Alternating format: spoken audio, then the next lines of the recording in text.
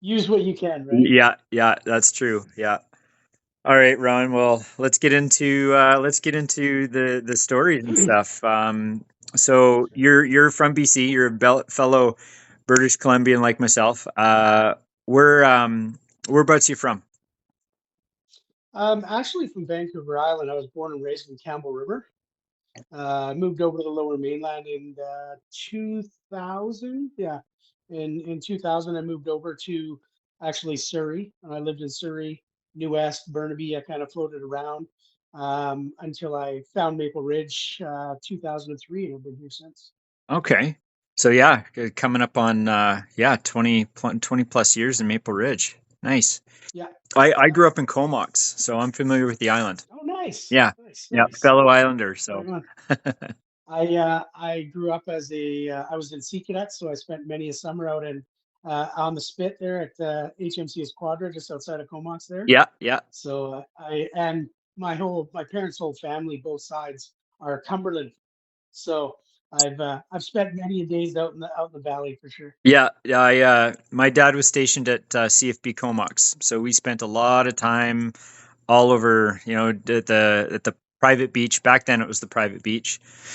Not anymore, and it kind of went to hell overnight. But you know, that's the way it goes. But yeah, no, I grew up a lot of great memories of being on the airbase and stuff like that. It's pretty cool out there. Yeah, right on. Beautiful country out there. It is. Yeah, it's kind of a little slice of heaven. You know, if you're outdoorsy, there's endless amounts of stuff to do out there. And then if you just want to tinker and kind of do a little bit of farming, it's literally anything you can do out there. It's pretty cool. Oh, It's actually what I love about Maple Ridge is Maple Ridge to me is kind of the island feel without the ocean. yeah. Like it's like Campbell River, like every neighbors look after each other. You kind of talk, your neighborhood, your people, and everybody looks at. There's lots of outdoorsy stuff to do. There's all kind, you know what I mean? Yeah. It's kind of like that. It just doesn't have the ocean. Yeah, yeah. Missing that one element. I know. My girlfriend and I, we went to Vancouver 2 years ago, and we were going to.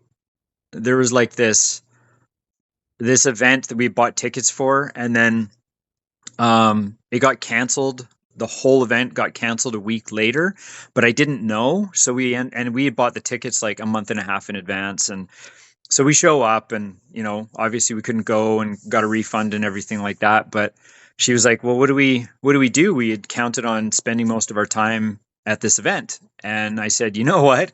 It's been a while. I want to go to the beach. I have not seen or smelled the ocean for like measured in years." So that's what we did, and it was perfectly windy. Um, the surf was awesome. Yeah, that part I miss because you know, growing up near the ocean, you know, you kind of miss it after a while. Yeah, I have three children. All my boys, they're almost 21, 20, and 17, so they're all kind of grown up now. But as they were growing up, we'd go back to the island to visit my family, and it was always a destination in the summer that we're going to Miracle Beach for a day. Yeah, yeah, Like that was always like a given. We have to go out to because I grew up going to Miracle Beach, and as somebody who grew up in Comox, I'm sure you know all about Miracle Beach. And when the tide's out, you can walk for miles and oh, miles and miles in the endless. sand, and all the cool little wade pools and all the cool stuff to do there. So yeah, it's definitely the one thing that I miss the most about being not being on the island. Yeah, digging for sand dollars and chasing the sandpipers and finding Yeah, crabs and all those little things. yeah, we used to catch the wolf eels in the wade pools when I was younger. Oh yeah. We would uh, we would take the little limpets off the rocks, and we put them on a hook and a stick with a piece of fishing line and dangle it in there and get yourself a wolf. Oh yeah, we used to do all kinds of stuff like that. It was fun. Good times. Kids just don't know that anymore. They're too Yeah, into their screens. yeah. It's too bad. There's too much. There's so much out there to be lived, and you know, we're trying to like set that aside by thinking we can experience the same things by watching it on our phones, and it's not the same. It's you know, it 100%. kind of like in that one moment in the Truman Show with Jim Carrey, and he's like, I want to go and be like the Great Magellan. And then the teacher pulls down the world map and she's like, it's already been discovered. So, Yeah, that's we're kind of in that last generation that really got to experience the world that way. yeah. Because my kids, even like, and I tried to, get my kids to experience the outdoors. We did camping, we did fishing, we did, and try to do those types of things, but it's not what they're after. Yeah. You know, they're after that gratification of having a phone or a PlayStation or an Xbox and playing games and doing things. Don't get me wrong, they can do some really awesome, cool stuff with all that stuff, but it's not quite the same, right? Yeah. Yeah. True. So what do you do out in Maple Ridge? What don't I do? I don't work in Maple Ridge. I work in Burnaby. Okay. I work for BCIT in Burnaby. Yeah. So I have many hats at BCIT, but during the day, I'm the inventory stores manager for the mining, civil engineering, and geomatics programs. Okay. So I manage all their equipment. I issue it out to the students and get it back, clean it, fix it, maintenance it, that kind of thing. Yeah. And so I do that during the day. And then I also teach warehouse management for part-time studies in the evening. Oh, okay. And do you find your courses are pretty full throughout the year? So that being said, I've only taught once. I just became an instructor. Okay. Um, so I just taught my first course, April till June was my first course that I taught. Yeah. And I had 25 students. Nice. Nice. That I'd say that's pretty darn good. Yeah. Yeah, that's pretty average. Most of I think the maximum they'll allow you to have in the part-time studies is I think is 30 Okay. to have in a single class. So it's about like the lecture size when you're doing lectures, of course you can have 80 students, but Yeah. with what I teach, it's warehouse management. It's more hands-on learning and that kind of stuff. So yeah, they keep the class size down to about 25. Okay. And that's fair. And you know what? It makes it makes it kind of achievable for you because then you're not overwhelmed trying to cover everything and making sure that everybody's getting on the same learning points. And then, like, because we hear about it, you got one young teacher with 40 students who are 7 years old. I can't even imagine that. And so to have 25, and granted they're adults, so they know when to be quiet, I hope. Sometimes, sometimes, sometimes they get a little excited and they just won't stop talking. You're like, okay, we got to move on here now. Yeah, yeah. So, and then so the biggest reason that I wanted to talk to you and bring you on to the podcast, it was because you are one of the founding members of a Facebook group called the BC Whiskey Wizards. And Correct. so, Yes. what was the? How about we talk about what the BC Whiskey Wizards like, because you as a founding member and I believe there's four others, five total. There was four Okay. original founding members. Yeah. And so what was the original goal with launching something like this? And maybe you can explain exactly what it's about. So it's funny when I explain this to people because it morphed, it changed into what it is. It was never intended to be this men's mental health group, this outreach community. It it actually started with very basic, humble beginnings. It was during COVID. Yeah. Everybody was locked in their house, and there was a group out there on Facebook called Wine Ninjas, or no, Wine Ninjas, Wine Fairies, or something like that. And what they would do is it was for women who were stuck in the house Yeah. with their children and their husbands. And a woman would come to their door and drop off a bottle of wine, maybe some crackers or something, just for them, just to help them relax because, they're cooped up in the house and this kind of thing, right? As we all know, it was a pretty difficult time and, Yeah. it was pretty tough there for a bit. So the original founding member, um, it was his partner who said, he was upset because she was getting all this wine and all these goodies and stuff. And he's like, why isn't there something like this for men? Like, why aren't the men doing something like that? And she's like, you're right. There should be something for you guys. Why wouldn't there be? So the two of them created the BC Whiskey Wizards. And what it was when we first started is you would go on, you'd put your address down, someone would knock on your door, and they'd leave a bottle of whiskey and maybe some beef jerky or whatever at your door. And so that's how it started. And the original, the two founding people that started it, they actually, um, I was invited like day two, I think it was, by them. We knew a bunch of the same people, and Yeah. so they were inviting all their Facebook friends, and my wife's cousin was worked with the gentleman that started it, and he says to me, he goes, "You got to join this group." He goes, "You put your name down. Somebody drops off a bottle of whiskey at your door." He goes, "We're all stuck in the house. Why not?" And I was like, it sounds kind of weird, kind of schemy. Like, why would I put my name down on why somebody just going to drop off a bottle of whiskey at my door? Um, but after I think, like I said, it was second day that this group had been around. Um, I woke up in the morning. It was a Saturday morning, and I'm like, hell, whatever. I accepted it, and I put my name on there and my address and stuff. And I went out into the yard to work in the garden, and the wife and I are kind of, it was the mid-May. It was May 18th is when the group started. So it was like I think May 20th or something. I was out working in my garden, and my garden was just off the side of my driveway. And this 60s banger car shows up, just pimped out ride shows up, blasting the Beach Boys, and I'm like, what the heck is this? And this guy gets out of this car and he goes, "Are you Ron?" And I'm like, "Yeah." And he goes, "I got something for you, bro." And he opens his trunk and he hands me this wooden crate and he goes, "Welcome to the BC Whiskey Wizards. Cheers." And he gets back in his car and he leaves. And I'm like standing there going, like, what the heck? So I look in this crate. Buddy's giving me two bottles of whiskey. He gave me beef jerky, tie down straps, a buck knife, carb cleaner. Like, What? like this thing was just jam packed. It was just crazy. I was like, what the heck? I was blown away. I couldn't believe this. My wife's looking at me like, what the heck? And I'm like, yeah, this is that group I told you about. So myself, I was like super like, wow, like just like this is crazy. Yeah. So I decided to heck with it. I had some booze in the house and stuff. So I went up and made up three baskets. Yeah. And I'm like, and the same day I hopped in the car that afternoon and I drove to three guys' addresses and I dropped baskets on their door.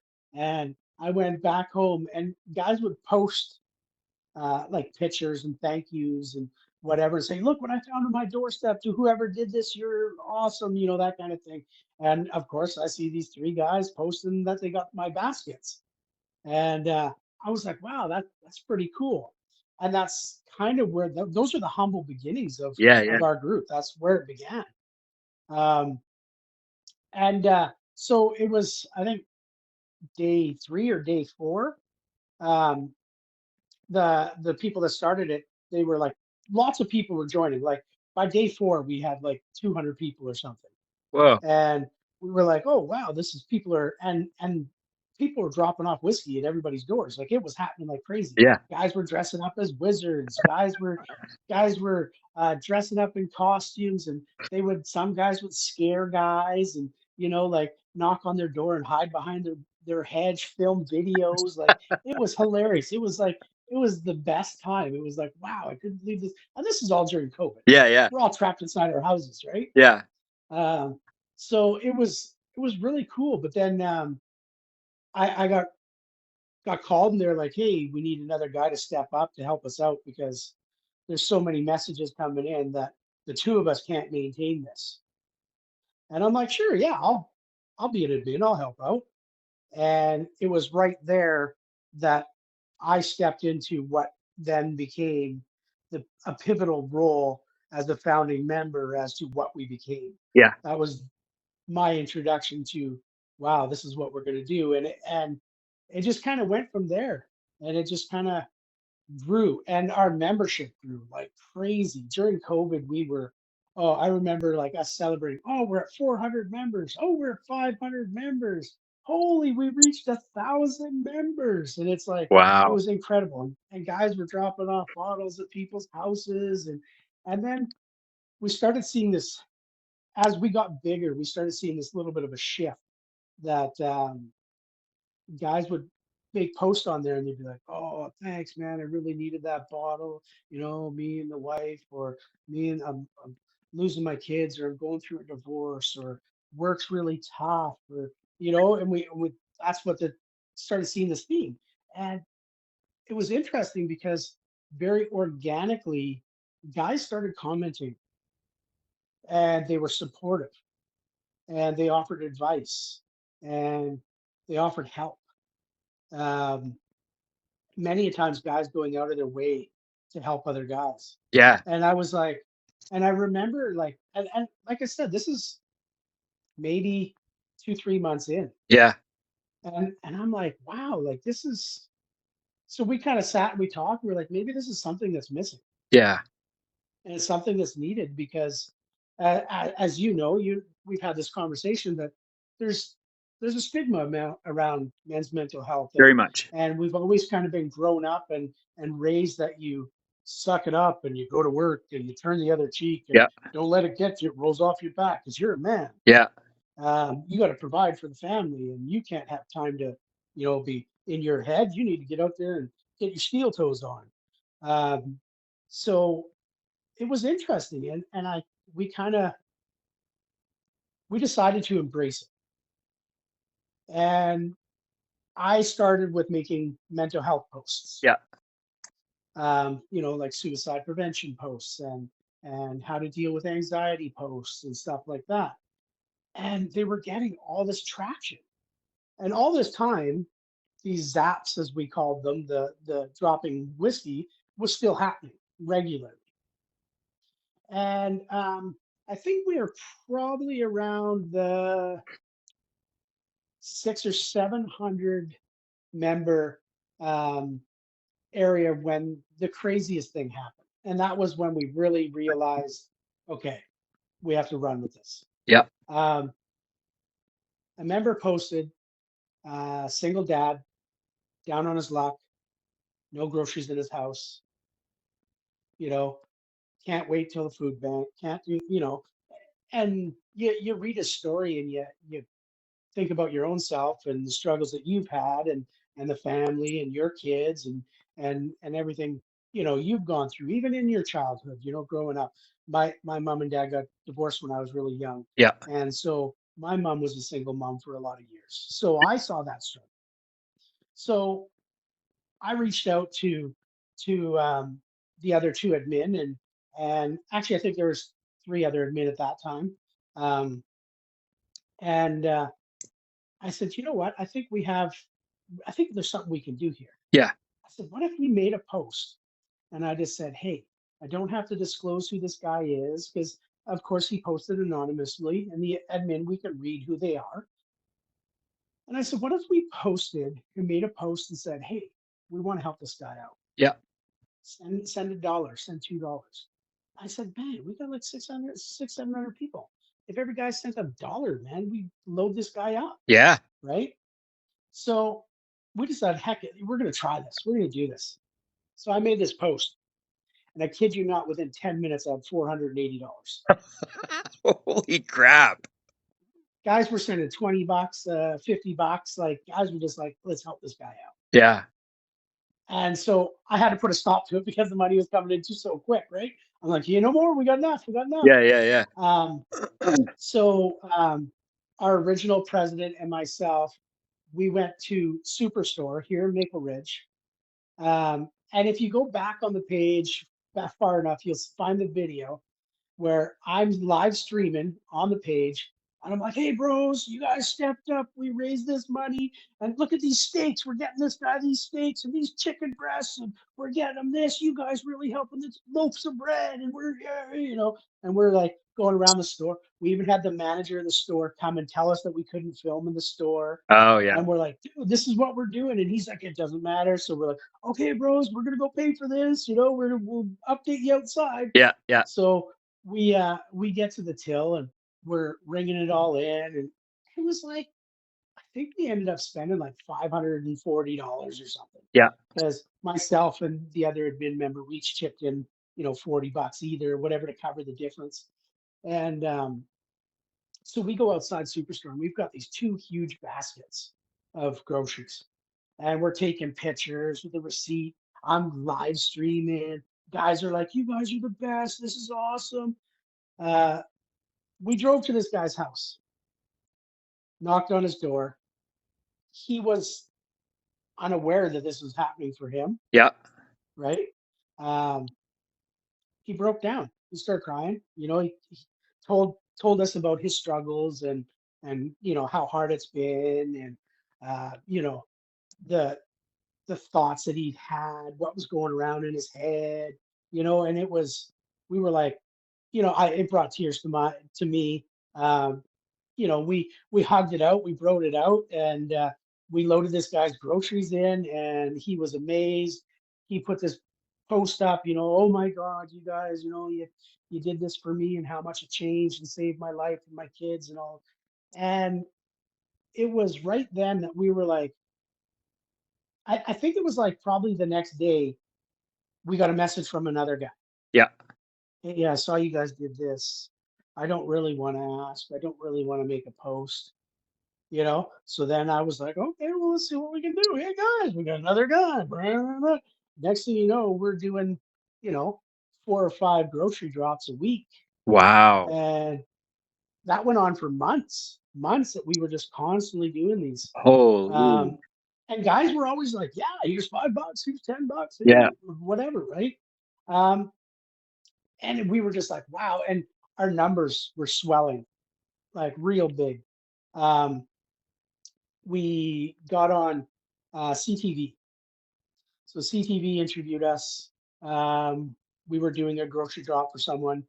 And so then they found out about it, asked them, we told them what we did and all that kind of, and it made it on CTV. Yeah. And then our numbers went, Oh yeah. right? Oh And yeah. we went from, I think, 1,000 to 3,000 in like 3 days or something, 2 days. Like Wow. we got like tripled our numbers.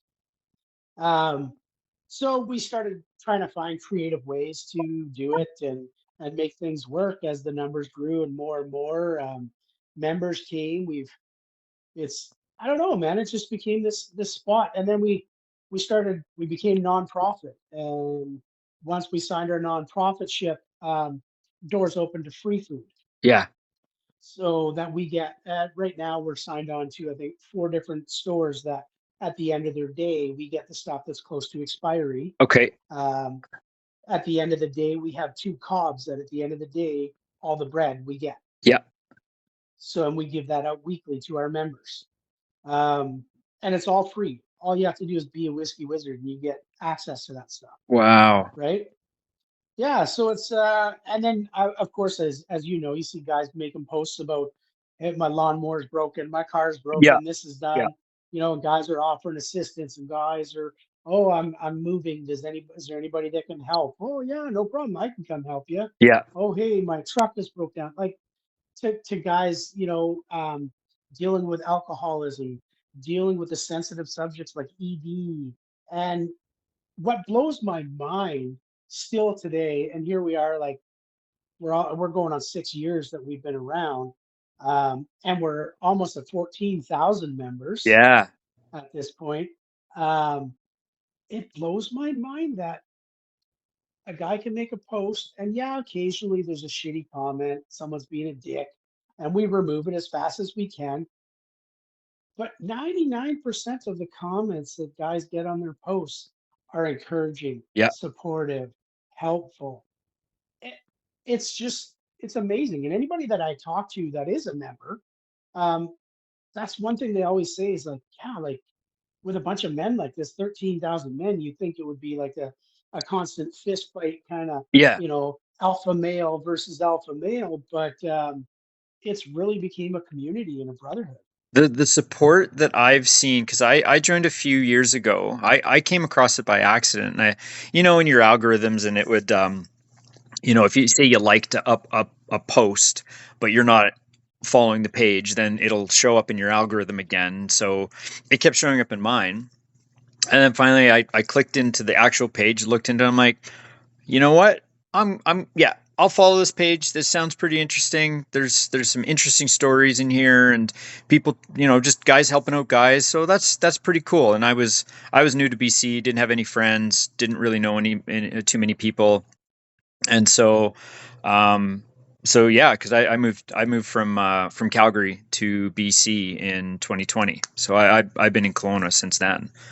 So or late 2019.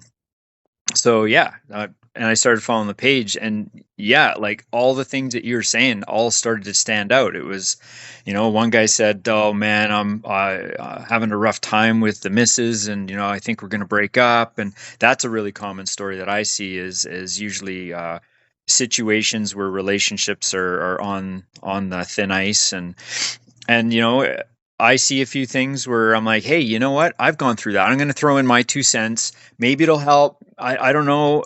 What I've noticed too is my 2 cents ends up either I'm repeating somebody else's with a little different take, or somebody's like, oh yeah, that happened to me too. And there's a lot of like sharing and life experience, and The hive mind, yeah, right? yeah. Yeah. So like, You've got 13,000 experiences, right? You got yeah, 13,000 different guys living different lives. So there has to be at some point somebody that's on that same path as you, yeah. or has been down that path that you're going down. So, you know, that's what I think is beautiful. It's just there's so many guys with different experiences and they're willing to share to help other brothers. And like you said, like almost not judging at all, because you're like, we all go through some shit, and yeah, like, hey, I went through that, and sometimes there's some really unique ones out there. There's some pretty crummy stories, but you sometimes it just depends on the way some of these guys write, and they're using it as potentially their last lifeline.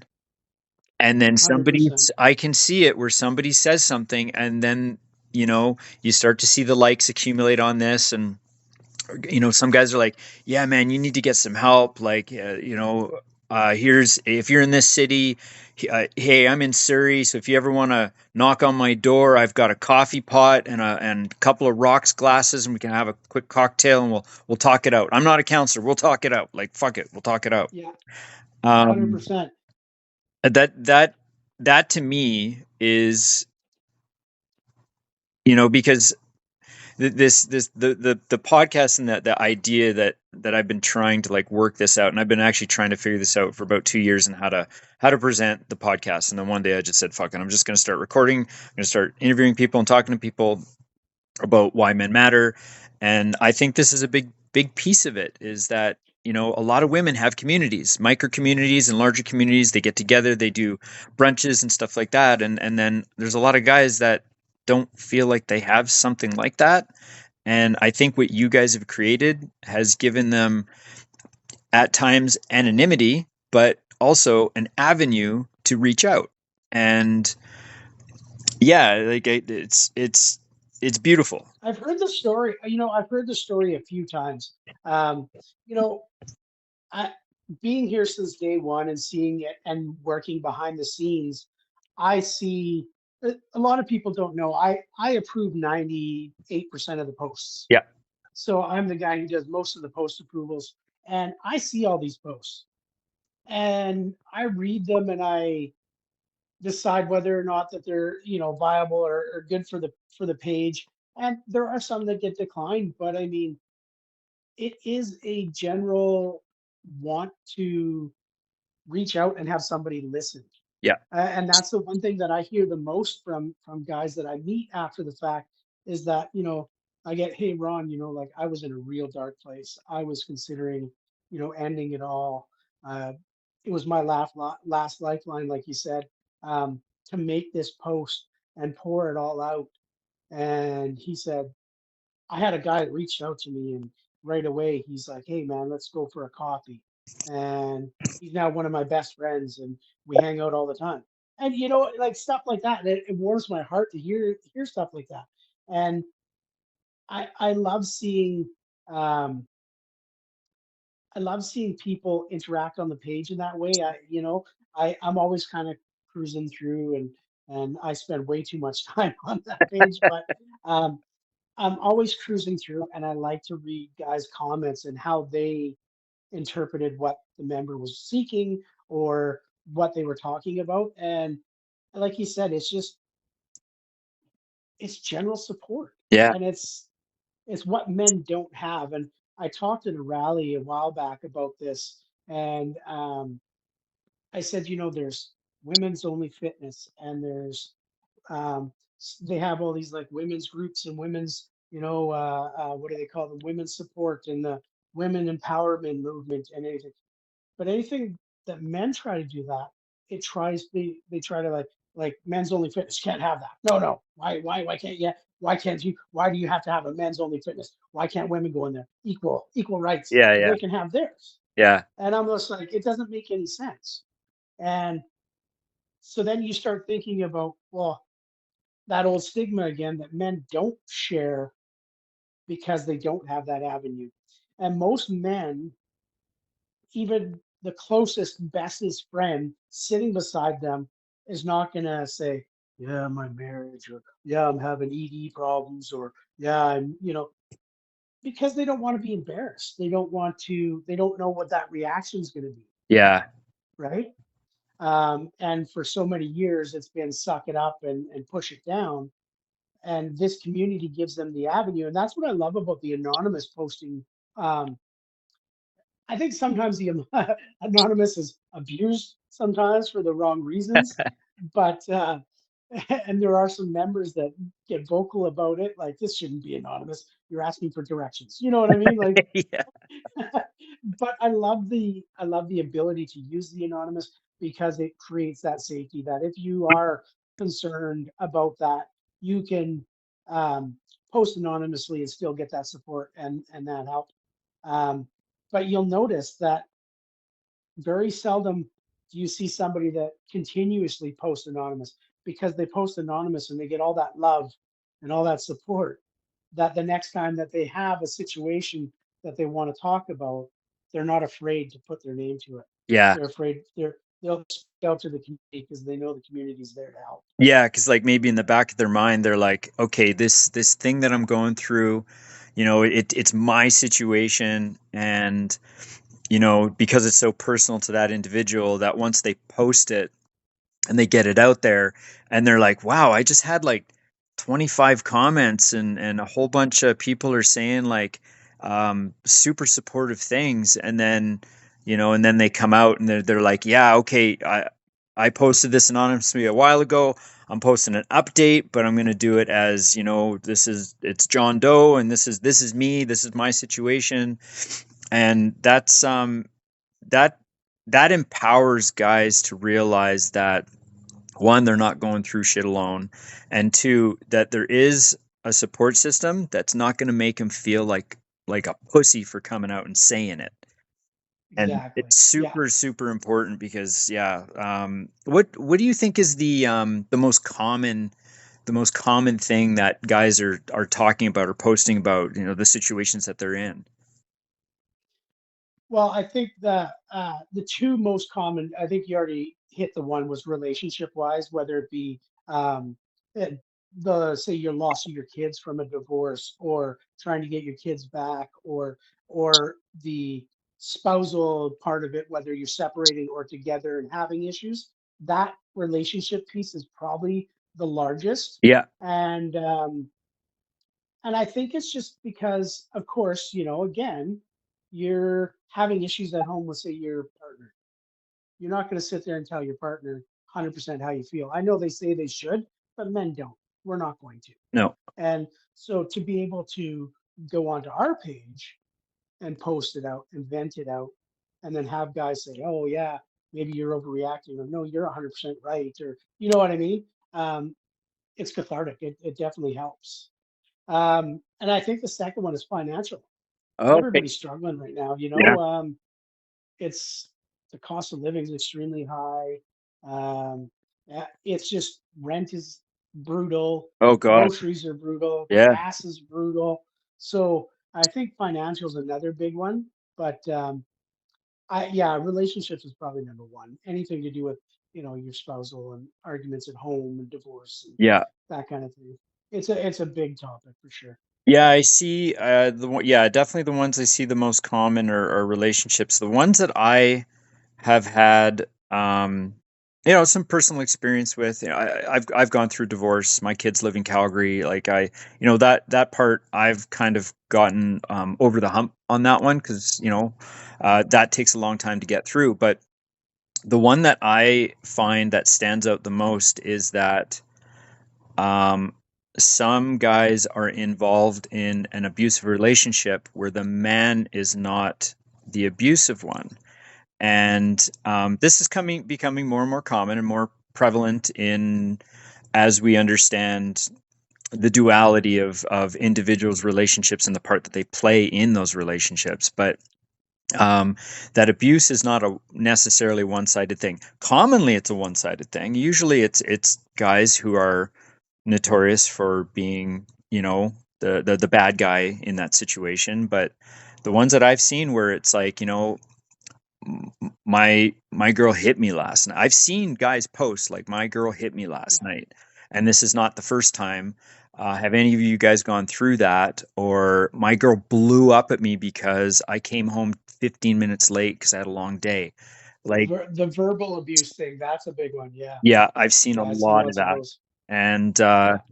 so, um, yeah, like I guess with being a moderator and going through all these different things, I mean, it's somewhere along the way you start to compartmentalize and try to, maybe not take some of these emotions on because you're seeing a lot of crummy Yeah. stories. And so how do you kind of handle that with your day-to-day moderation? So I'm going to be completely honest. About a year and a half ago, I took 6 months off.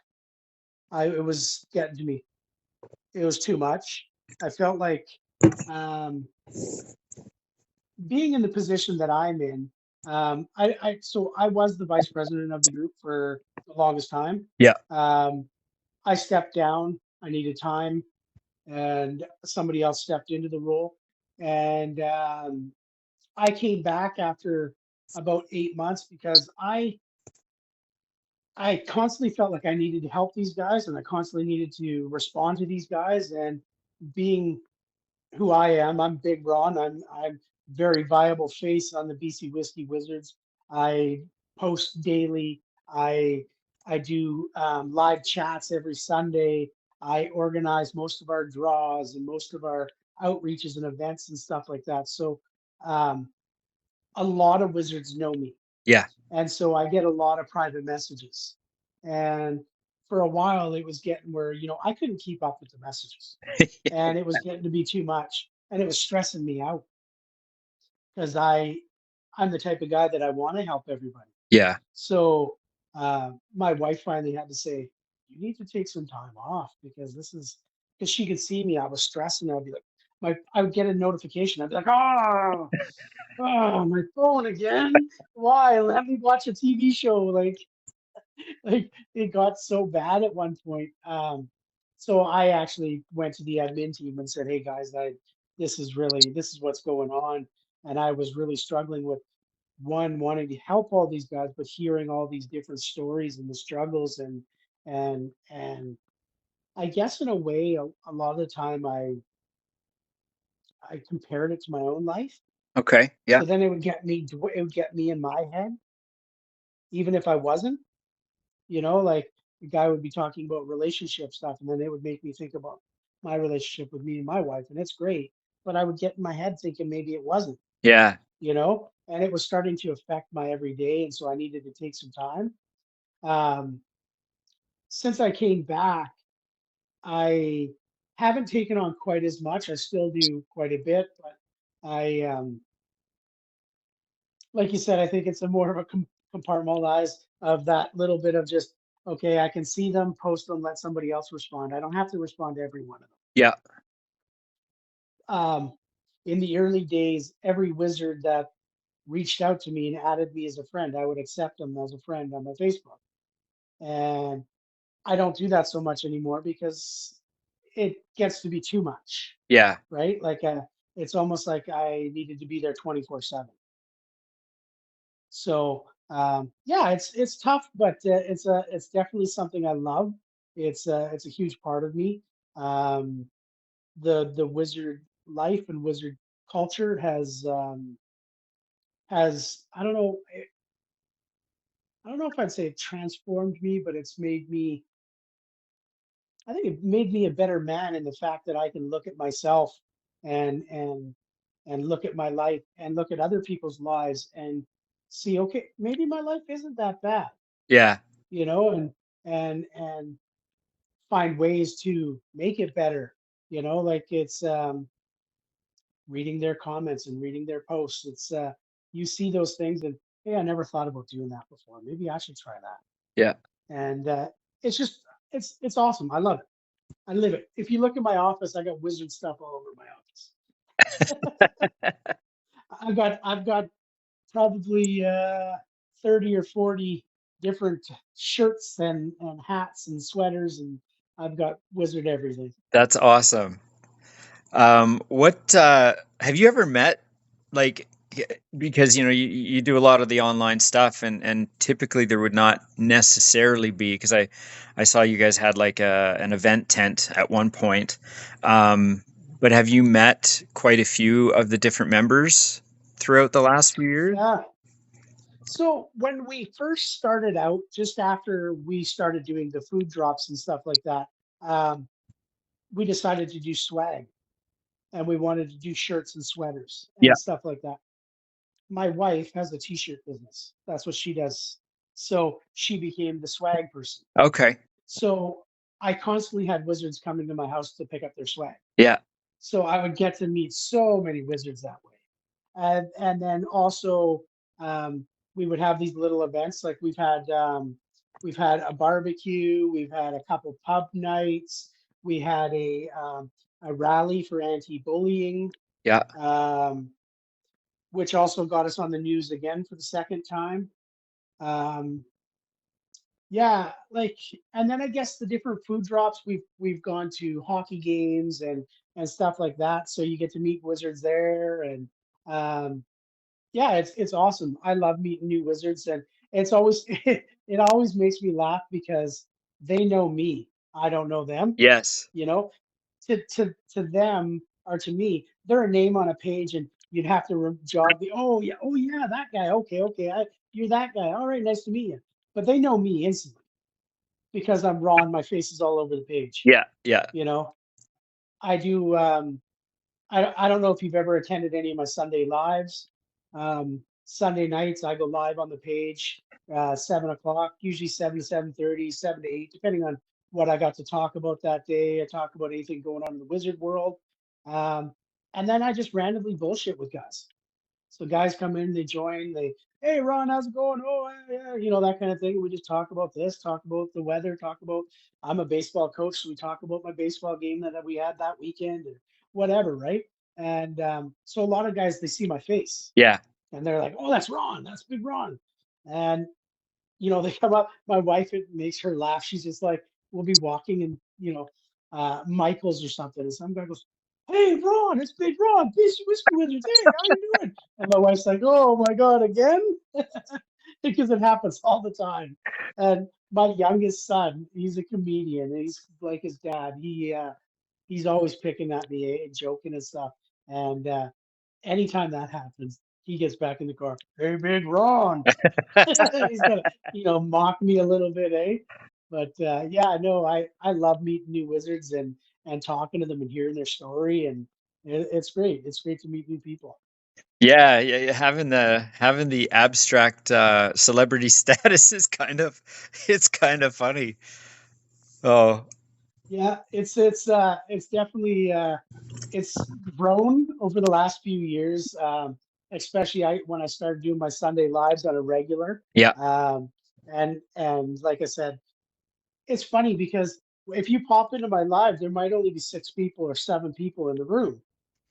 And so I remember going back. This is a couple of years ago, and Taylor, who is now the vice president, him and I are talking, and he's like, "Yeah, I popped into your live. There was like 4 people there."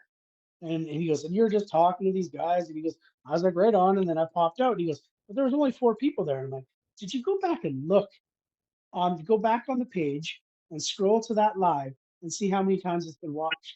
Yeah. And if you went right now, like my live a little while ago, I was looking, had been watched 1,700 times. Oh, wow. So there's 13,000 members out there. Maybe they weren't able to watch it at 7, but there's guys that go on and watch it all the time. I get notifications on Facebook like a week after I was live, and guys like commenting like he's watching it live. And he's like, "Oh, that's funny, Ron." And I'm like, "What the heck is this comment? That's funny, Ron." I click on it, it's live from 2 weeks ago. And some guys commenting on it, right? So They're just it's pretty funny. they're just catching the episode now. Yeah. Yeah, just catching up. Yeah, pretty funny. So now that you guys have kind of came from humble beginnings and it's morphed into this like massive community, and it's, if I'm not mistaken, it's still growing, isn't it? Yes, it is. Yeah. So what is Uh, Not the speed of the growth isn't as big as it was, but we're still probably adding 20, 25 guys a day. wow, okay. Yeah. At our peak, at sometimes, especially when we were on the CTV a couple times, Squire Barnes mentioned us because he is a member. We have probably about a dozen celebrity members Yeah.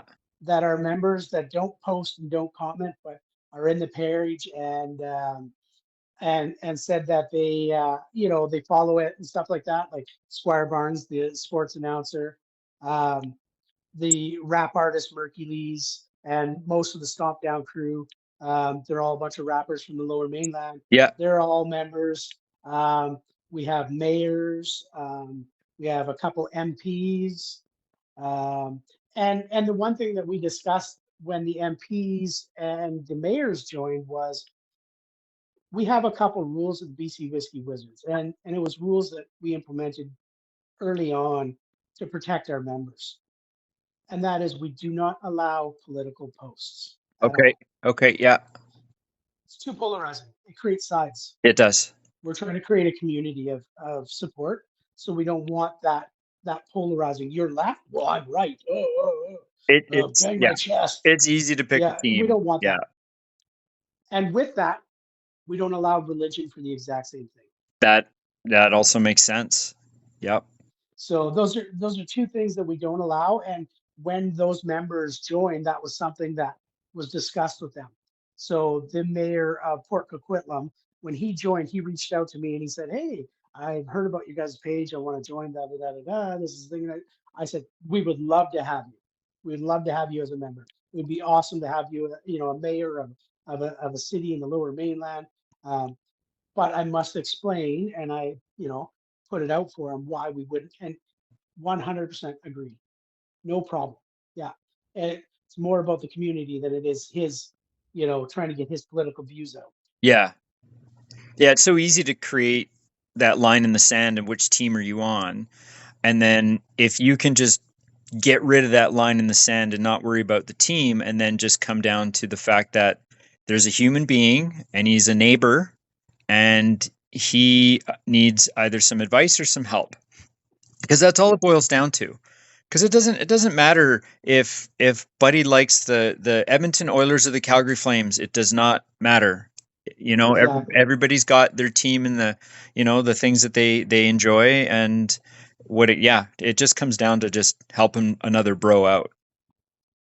Well, I'd love to say like it would be awesome if we could all just, if you saw something you didn't like or you could just scroll to the next post, you know, but for some reason people can't, and especially if it's around politics or religion. The other one that we actually outlawed on the page for a while was COVID talk Yeah, because it became a vaxxer anti-vaxxer debate, yeah, and guys were actually they would get mad and there would be beefs, and then we'd have to squash it and get it removed. And so that was another one. Anything like that that's going to create an argument, we're not going to allow. yeah, yeah. Unless you're trying to decide who the strongest Marvel character is, that's a debatable thing. That's all right. That's all right. Yeah. So, I mean, in terms of direction for the Whiskey Wizards, are you guys just going to keep letting it like the momentum kind of grow and develop, or do you guys want to have like a little bit of a guiding light to the direction? So we, like I said, we became a nonprofit last year. So we're still kind of delving into that realm as to what avenues and doors that can open. We're looking at possibly looking at some grants, that we can get a grant writer to help us write some grants. We would love to. We've have many of wants and hopes and dreams that we would like to see the group happen. But of course, some of those things are unfeasible. They it cost a lot of money to do some things, right? Yeah, But we would like to get a location in the Lower Mainland where we could have like a head office, yeah, um, with a meeting room. Like it's not office space for us. We all work on our phones, yeah, so or on our laptops. So it's not like we need office space for us to work. But I mean like a meeting space, a space where we can have wizards come together. I'd love to have a place where coffee's always on. yeah, Where there's always somebody there. So that if you're having a real rough go and you really need to talk to somebody, or, you know, that could be the same place where you could go if you needed food, and we had food resources there, and stuff like that. Like we would like to try to get, and I guess right now our main focus is reaching all parts of the province. yeah, Um, so it's tough to, like, a lot of guys see all this, food drops and stuff going on in the Lower Mainland, and they're like, "Oh, what about us up here in PG?" Well, we need somebody up in PG. We need somebody in PG that's going to be an admin member that can be a voice for that group up there that can organize those things, because it's tough that um, we can't control it in the other areas, yeah, and sometimes, like, so don't get me wrong, we had an admin member that was in Kelowna, we had one on the island, and they didn't work out, unfortunately. They, for whatever reason, it didn't quite work out. And so we haven't done a lot of things outside of the Lower Mainland. yeah, And we have a lot of members in Kelowna, Kamloops, like almost every city. Like we've got members all over the place. And we want to try to get area reps set up. And that's my goal that I would like to try to get done in the next year, yeah, is I would like to have, um, on Vancouver Island, I'd like to have a rep in Victoria area. I'd like to have somewhere like Courtney, Campbell River, maybe even up Port McNeil, Port Hardy, because we have members up there. yeah, I would like to have a couple reps in the Okanagan kind of area, right? Doesn't, Vernon, wherever, Kamloops, Kelowna. I would like to have a couple up in the northern BC and Prince George and 100 Mile House and that kind of thing. So I'd like to try to spread it out so that there is more, so that we can do things in other communities. yeah, So we can do food drops, we can have pub nights or barbecues or that kind of stuff in those communities. But what people don't understand is you need somebody in that area that's going to take the lead and run with it and do it. And that's the hard part. We've posted a few times saying, "Hey, we need, we're looking," and guys want to volunteer. But I'm telling you right now, 97% of the applicants are all Lower Mainland, yeah, and of course that's where our main focus is, yeah, because that's where the bulk of our members are. and density too. But we've probably got 5,000 members outside of the Lower Mainland. Like Vancouver Island has a huge amount of members. Yeah, The Okanagan has a huge amount. Like Kelowna, Kelowna has like 800 members. yeah, So there's lots of members in these, but we need somebody focused in there that's going to take the lead. So that's one of the things that I would like to see, because the food drop thing, we can set up food drops in other communities, but we have to have somebody that is local, somebody that's going to be able to handle it, somebody's going to be able to distribute it, somebody's going to lead that charge. Can't be like, yeah, I'll do it today, but I can't do it next week, right? Kind yeah, of thing. yeah, So that's where I think that's where we're struggling. Um, I think that that would be our main focus, is just getting those areas so that we can reach more members. Yeah. I think that's our big focus this year. Um, I've kind of been toying with the idea of possibly bringing in an in-house therapist kind of thing. Okay. Yeah. Um, Somebody that we have a couple that are in the group. Obviously, they don't say they are in the group because then they would just be bombarded. Yeah. Um, but I have chatted with one that would possibly be into doing something like that on a, you know, appointment basis kind of thing, but would be willing to talk to wizards for free, which I think would be awesome. I would like to try to start offering more stuff like that. Yeah. Yeah, there. Well, with the growth of mental health issues, and I mean, don't get me wrong, it's just not just mental health, but I mean that is they. I think they just recently changed that the leading cause of death now is mental health because it impacts so many facets of your life, and it's just yeah, it's awful, and there's still a lot of people that don't feel like they have lifelines to grab onto, and any means of which, even a sense of community, because some people don't want to talk. They will probably internalize it possibly for the majority of their lives, but if they got to show up to a barbecue and they got to kind of shoot the shit with some fellow guys over some chicken and some corn on the cob, that alone can impact somebody's life, because they're like, okay, yeah, I'm usually in this little bubble, but I got to go to my bubble today and I felt pretty good. So, So here's the greatest story. You'll love this. So we had our barbecue, uh, and we had it in Abbotsford, and we had a little over 200 members show up, um, wow. which was awesome. It was awesome. We were playing bocce ball. We were playing. A guy set up badminton. They were playing badminton. They were playing cards at the table. There was it was a great. It was and free food, burgers and hot dogs, and a couple guys. They did pulled pork, and we had pulled pork sandwiches, Wow. um, and people brought their families and stuff like that, right? So there was lots of kids around as well.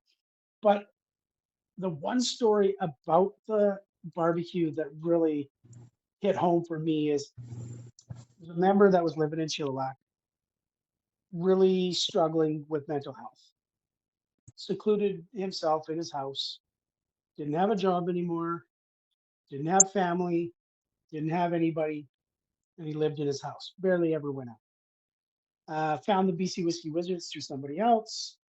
He opened up a little bit on the page. He met a couple guys through the page, talked to them. When the barbecue started coming out, was very hesitant because didn't leave his house very often. Yeah. One of the wizards he met on the page lived in Chilliwack and said, "I'll come pick you up. Why don't you come with me?" Boom! Guy comes to the barbecue. It was like a flower getting sunlight for the first time. Like, guy was just his the smile on his face. He was, oh man, he come over and talked to me. He's like, "Ron, I seen you on your page." I talked to him for a good 20 minutes, introduced him to a whole bunch of people. Next thing you know, he's out there playing bocce ball. He's having barbecue. He's playing fish with one of the members' kids later. Like, just had a time. Like, just really, really came out of his shell. That night, he made a post, and his post really hit. He was contemplating suicide. Yeah. He really didn't think he had an avenue. And even though he was on this page and he said, "I've read posts and I see this," he goes, "but I don't know any of you guys, Yeah. right? You're a name on a screen. You're not Joe that's going to walk in my door." Yeah. Went to the barbecue, met all these people, ended up meeting a bunch of guys from Chilliwack. Now I see him making posts. He went out sturgeon fishing this summer. That's awesome.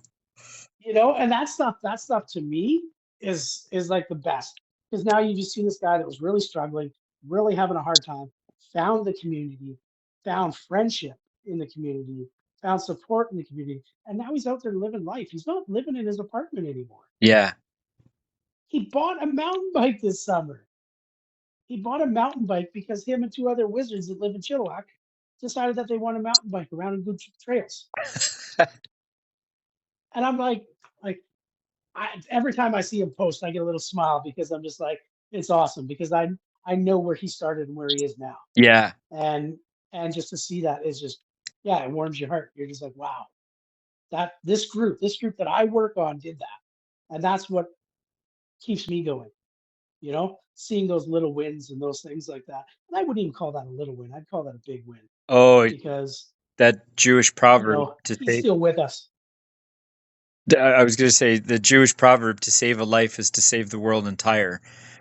You know, that one guy who could have ended his life but didn't. And now he's got Yeah, friends, and now he's like impacting others around him in such a great way and influencing a level of positivity in his group of friends and circle. That's infectious. yeah, So, yeah. It's really cool. And there's lots of stories like that. And that's really what, like I said, that's what fuels me. That's what keeps me coming back and doing more and helping more. Is I love hearing those stories. I love seeing the the growth and the support that this community offers. And it's there's nothing like it. no. Like I've talked to a couple guys from a couple other mental health groups, and I won't name names because I'm not going to out them. But there's other mental health groups out there, and there's a couple big ones. Um, Never done anything like we do. Yeah. They don't have this back and forth community that you can communicate with and vent on. And yeah, they'll have meetings once or twice a month or whatever, but it's not this. I need help now, and there's instant support. Yeah. Because if you make a post within 5 minutes, you've got 3 4 comments, Yeah. easy. Yeah. So it's almost instantaneous that you're getting that support and that advice. Which is crazy. Like, if you think about that in terms of I'm dealing with my stuff right now, and I've got all these thoughts in my head, and I don't know what to do with them. But if I put this out there into this little microcosm community, within minutes, I have potential directions for answers to my problem. And I don't know any of these people. Like that kind of response, and that's huge. But that's indicative of the community that you guys have all created, and then having some rules, having some boundaries, having some structure, but then also having fun with it. And the community is crazy. Like the one that I saw that stood out to me the most was kind of a similar situation when you guys first started out. I don't have any money. I don't have any groceries. You guys have been doing food drives for years, and I saw one where a guy posted, um, "I just paid all my bills, and I just realized that for the next 2 weeks until next payday, I have been I have no food." And he's like, "I haven't eaten in 3 days." Like, to me, that's like, what? I can't usually go a few How's that hours. possible? Yeah, Yeah, how's that possible? you haven't eaten in 3 days, and he's like, if anybody could spare, like a pizza or this or that. And I think within an hour, this guy had 15 pizzas on his door. Yeah, Like, yeah. where else would you see that kind of? I can't think of another place where you would see. If I posted on a page in Kelowna, because in Kelowna, there's a page called Rant and Rave. So you rant and rave like I other. lived in Kelowna for a year. Oh, yeah. Okay. So yeah, you know that. But you can rant and rave about businesses or experiences or whatever. I had a great cleaning lady come over, and this is the company name, and stuff like that. But if I posted something like that on Rant and Rave, well, for one, it'd get taken down because it's it's not what the community's for. But if they decided to leave it up, and said, "Hey, I paid all my bills, and I've got no food for the week, and I haven't eaten in 2 days," I don't think I would see the same type of response that you guys see. I have seen posts like that on other community groups because I belong to a bunch of them here in Maple Ridge in the Lower Mainland. And I've seen posts like that, and you know what? Generally, the response is, "Get a job, bum." Yeah, I've seen that. You know, and it's like I get it at the same time, like because I do, because we are all struggling, and like, hey, get out there and work for it. But sometimes, like that guy said, he paid all his bills and now he's got nothing left. Yeah, And that unfortunately is a common thing nowadays. You know, with the cost of living, the cost of rent, um, so many people are struggling that way. So many. yeah, it's sad. Um, you know, and it's such an easy place to get so political about because it does impact our dollar, but it is a reality for a lot of guys out there that, you know, sometimes it doesn't matter how much you make or how much your bills are or whatever. Sometimes there's nothing left at the end of the day. Maybe not financially, but sometimes there's just not enough energy or you know, some of these guys they just struggle on so many different levels. And you mentioning the financial part 100% makes sense because we see it day in and day out. And with your food drives, I mean, yeah, you see it all the time and all the moderations you've done. So currently we're doing 4 food drops a week. And so and we move them around the Lower Mainland. So one day it's Abbotsford, one day it's Surrey, one day it's Langley, one day it's, you know, so we kind of move them around. Um, but we do 3 to 4 a week. One is strictly bread. It's cobs. We get, and when I say we get cobs, we get like 60, 70 loaves of bread, Wow. you know, plus the buns and the pastries and the, you know, all the goodies, right? Um, that happens every Thursday. Yeah. Every Thursday there's bread to be given out. So, and then Saturday there's 2 drops, and Sunday there's 2 drops. Like, and then we also do drops in Victoria. We do drops in Victoria on stat holidays. So we have a gentleman over there named Sean. He'll be doing one this Monday Yeah. or Tuesday, sorry. Um, and it's just because the stores are closed for that day, and because they're closed, they get rid of that stuff. So he picks it up and just distributes it in Victoria. Wow. That's yeah.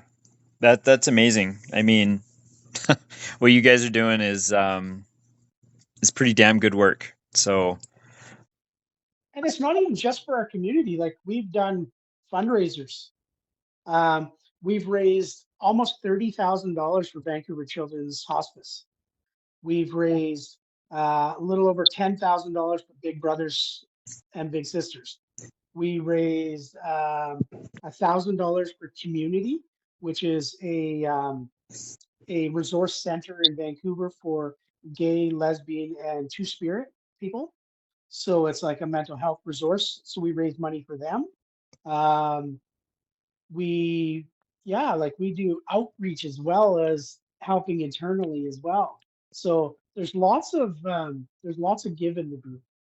There's lots of guys that have really got into this community and seen what we did, see what we can do, and want to help. yeah. So it's awesome. Yeah. It's awesome. People helping people. That's the way it should be. Yeah. Um, As my coin phrase that I coined in the group is brothers helping brothers. yeah. Yeah. True. Um, if you could change like one belief in men that you see so commonly when you go to approve one of these posts, because you're gonna, you know, as you're gleaming through these posts and you know they're requesting for you know anonymity and all that, and you see a lot of different topics. What do you think? What do you feel like one belief that you could change in some men out there in terms of where they're at? They're not alone in their struggle. It's it it feels like it when you're in that struggle and you're in that time. Nobody's been there. Nobody's gone through what you've gone through. Nobody's had to fight what you've had to fight. It's a hard fight, and I'm fighting it right now, and you can't understand it. It's not true. And and again, that goes back to that stigma, right? You fight your internal fight because nobody wants to help you with your fight.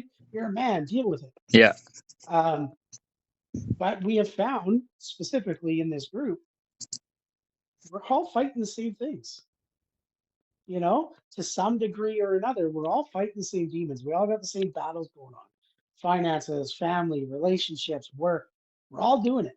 So we've all got our own, battles that we're fighting. So that having that community to be able to, one, vent and get it off your chest, but to get the love and support and advice is what they're getting. And I think that's the one thing I would change: is you're not alone in your struggle. Yeah.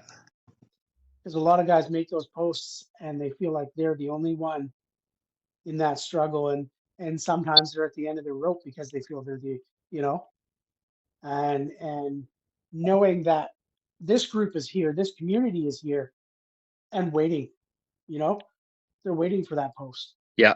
There's a lot of guys that I know that I've talked to that, Saturday morning, make their coffee, have a cigarette or whatever, walk out to their couch, sit there, pull out their phone, start reading posts. Yeah. And that's how they spend their Saturday morning. Yeah, it's on my Yeah. algorithm pretty strong. I see it all the time. So I jump in and throw my 2 cents in for advice and whatnot. And yeah, it's a pretty amazing community that's been created. So um because you mentioned that there's a few, and of course without naming names and whatnot, but you've got a few famous people, or it's like some of celebrity status. Has any one of them ever posted something anonymous, looking for some support? Uh, Not looking for support. Um, One of them, there was an event going on that they were leading. Yeah. And so they made a post anonymously. So it wasn't like them that was making the post. Okay. Yeah. Um, we have, I guess you could say that, because we do have one member that has posted anonymously a few times. Um, I wouldn't really say it's more of a mental struggle. I guess it's more of like, dealing with life and family and commitment, and the I guess the overbearing work aspect of it. Yeah. Um, yeah, so I don't know. I have seen some of them comment, Yeah. and I know of a couple of the celebrity types that there's one that comments quite regularly, Okay. and he's a radio host Yeah. in the Lower Mainland, and he comments quite regularly. Yeah, and he's mentioned us on his radio show a couple times. Um, Having events, and he's like, "Hey, the BC Whiskey Wizards are having an event out at," and I'm like, "Whoa!" Right? Yeah. So it's pretty cool. But yeah, not I wouldn't say reaching out necessarily for help. Maybe a little bit just with relationship stuff, but nothing major. But I have seen them. I think I've seen almost all of them at some point comment on somebody's post, which is cool. Yeah. Yeah. And you don't know when you're reading the responses from Wizards that you get this anonymous 427-329, not knowing that, hey, that is Ryan Reynolds. Yeah. Yeah. That's Yeah. that's Mercules, because Ryan Reynolds is a member of our group as well. Yeah. Um, so it's kind of cool sometimes when I'm scrolling, because as an admin, when it shows you anonymous, it shows you anonymous, but to me, it shows me anonymous in brackets who it is. Yeah. So I see these and I go, nice, nice. I like that. Yeah. They're a Kind good of. part of the group. I love It, it. it makes it, because so often we put these celebrity types, or these famous people, the people that we see in the public eye a lot in varying different degrees, and we have this kind of mystique behind them about, they're invincible, they're legendary, they're this status in our minds, because we're just the regular peasants kind of thing, and we're just Yeah. working and living our lives regular. And then, you got these famous people that have crazy stories and hang out with interesting people and do interesting jobs or whatever. And so we get this But they've got issues going on as and they well, do, right? yeah, They're yeah, and human. they're They're people, human, just like us. yeah. It may be a grander scale, but it's they're still dealing with a lot of the same demons for sure. Yeah, I mean, me going through, say, a divorce is just another application through the courts. But when you've got a super celebrity going through the courts and going through divorce, it's on TV, it's on everywhere. Yes. So it's like, that elevation of status almost creates this madness behind, this individual going. And the stress, But they're, yeah, oh God, yeah. But they're at the end of it. having it like that. Yeah. Well, the magnitude of stress that they have to deal with because, you know, me going through the courts or somebody else going through the courts, the situation's not really that different because you got to go through those channels, but because it's a famous person but at the end of it all, they're just people. Yeah. 100%. So, They're all doing that's the thing is they're all human. They've all got feelings. They all, they're dealing with stuff, whether it be stress or what have you. Like I said, it may be on a grander scale, the struggle, like they're not struggling financially or they're not struggling for food, but the mental is what it is, right? yeah, So, um, yeah, it's really cool. It's the BC Whiskey Wizards has really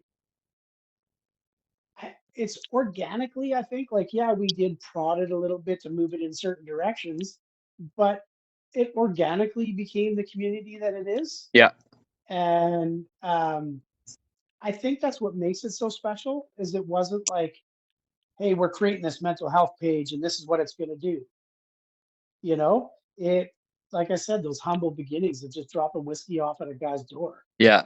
um, to the point where now we have our own whiskey line.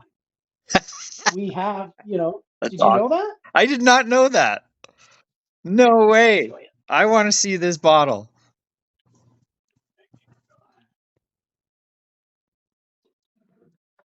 Oh, well, what did I do there? That's not the right thing. That's the right one. There we go. No way. Yeah, and that's our group message on the back. My name's on that bottle. That's why that's one hasn't been opened. Yeah. Where do I But get a yeah, bottle of that? That's cool. Who designed that? That's super cool. so our vice president, our current vice president, Taylor Russell, is a tattoo artist, Oh, okay. and so he's the one who designed our logos. Yeah, yeah. So where can I get a bottle? But Mad Lab Distilling, Mad Lab Distilling. So this is out yeah, mainland, lower mainland? they're in Vancouver. Yeah, you Okay. can order; they'll ship it to you. Yeah. We actually have two lines. We have that one, which is the smoky old fashioned. So it's a mixed drink. It's an old fashioned. And then we also have a single malt. And you won an award too. Yes. Yes. Won a couple awards. Yeah. That's Yeah. pretty cool. Okay, I'm gonna check out if I luck out and I'm able to get something. Maybe it's in a store here. I don't know. I doubt it, but I'll take a look around. I don't know. He does have stores. I know that there's a bunch in the lower mainland. I don't know about the interior because I know like the liquor store here in Maple Ridge, I can go down and buy either bottle. But you can, like my dad has ordered bottles on there Yeah. and it gets shipped right to your house. Nice. Okay. Of course, when that first release came out, I grabbed a couple bottles, one for myself, one for my dad, because it's actually got my name on the back on the label. Oh yeah. So it says, start the movement and what the movement is, and the founding members and that kind of thing, right? So Cool. it's pretty cool. It's a memento for me. I'm like, I love the drink and I want to drink it, but I leave that one. Yeah. So every time I run out, it's time to get another bottle. Yeah. um, have you guys have ever thought about starting chapters in other provinces? So um, we have some members that have left BC and went to Alberta, Yeah. and in the early days when we first started the group, it was the main um, you had to be 19 plus. You had to identify as male, and that is one thing that's also makes us unique. Is you have to identify as a male. That means that if you're a trans male, you're welcome. You know, and you had to live in the province of British Columbia. You Yeah. had to reside in the province. So in the early days, the guy would be like, "Oh, I guess I'm moving to Alberta. It was nice being part of the group," and we're like, "All right," and then removed him from the group, right? Because it was like this BC. You had to be BC. Um, I guess about 2 years ago, we had a very prominent wizard who I would say probably helped 100 guys, if not more. Um, in his time as a wizard, he got offered a job in Alberta and he moved his family to Alberta. The admin, we discussed it. He's still a whiskey wizard. We weren't kicking this guy out, Yeah. right? Like this guy's done so much for our community. We can't remove him just because he moved to another province. So now we have, I would probably say there's maybe a couple dozen in Alberta right now. Um, but we haven't actually decided. I did talk with a guy. I was on TikTok one day, and this guy was talking about this men's mental health group that he started in Nova Scotia. And he was talking about it. So I listened to him for a while and I commented a bunch. And then him and I started communicating back and forth. Um, he loved what we had going on here. His were very humble beginnings, but at the time he was like, "Hey, maybe I could become an offshoot, and we could, you know, as a a little puppet club out there as part of ours, right?"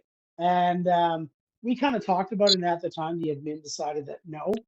Um, I guess the it's funny, but the top three of us, we kind of want to keep the control because we've given up control a couple times and it hasn't gone well Yeah.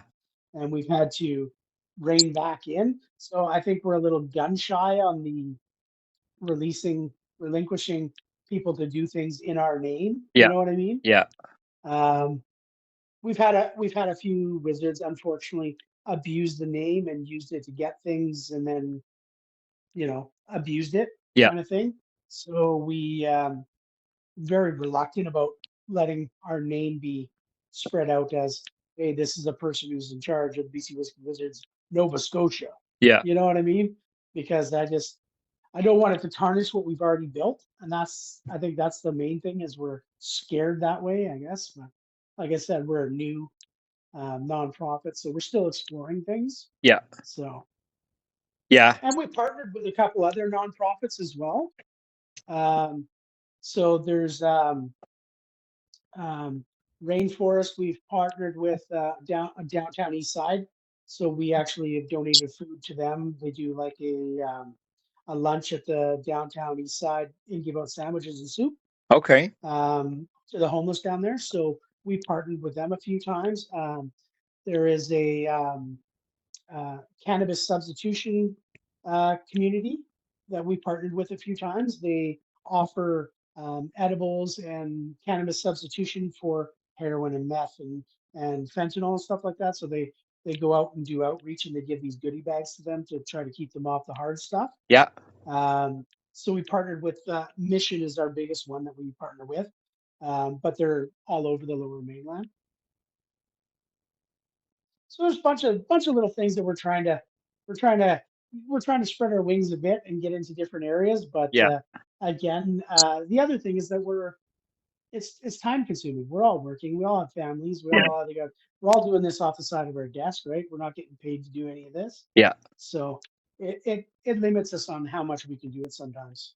Yeah, I mean, yeah, with everybody working full times and you've got family, which is also like a full-time job. So, you've got two full-time jobs and then you've got this as a side gig, which could easily be turned into a full-time just for the overwhelming response that you've received over the years and the growth that you've experienced, but then also on a consistent basis, just the downright need all the time. Yeah. Yeah. So, Like I can guarantee you, like if I was to look right now, I would think there's probably 15 to 20 pending posts as we're sitting here talking, Yeah. Yeah, I believe it. because I haven't been on there since we started talking. Yeah. And that just shows that that need is there, right? Like that's constant, not stopping, Yeah. right? And sometimes the funny thing is, if I don't get to a post right away, I'll get a message from the wizard. Hey, Ron, I posted a post 40 minutes ago and it hasn't been approved. Can you take a look at it? Yeah. Yeah. I'm like, yeah, give me a sec around my life. I'm at work right now. Yeah. Jeez. Well, seeing as we've been into it for about an hour and a half, so I'll I'll let you get back to getting those posts put through. One more question. This one, Sure. I'm kind of ending all of the different conversations that I have with people on this one question because it's a big question, and it's I remember when I went to a summit event not too long ago, and the one leading the event said that um, Elon Musk's goal is to get to Mars, and that's a crazy, crazy goal. To think about being able to land something on Mars and then having human beings walk around on it. That's a big deal. So he asked everybody at the summit, "What is your Mars? What is your crazy idea that you think you could, really get out there and do?" So mine was, I want to teach the world why men matter.